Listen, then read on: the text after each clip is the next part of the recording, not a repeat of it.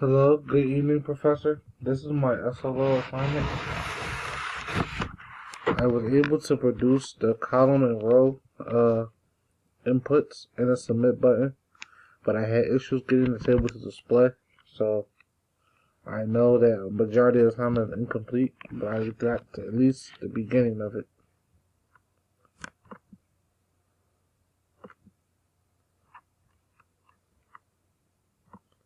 This is my code here. I started to attempt using variables, but I went away from that within using it within my script, trying to concatenate them and getting them to add after the inner HTML, but that idea didn't really follow through.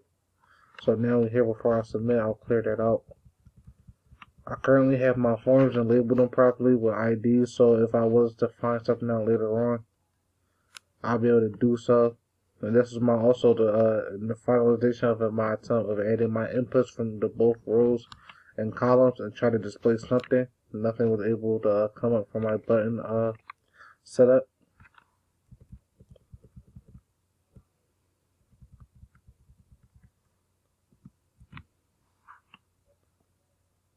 And that'll be all. I hope the next time I'll be able to do better. And good evening, Professor.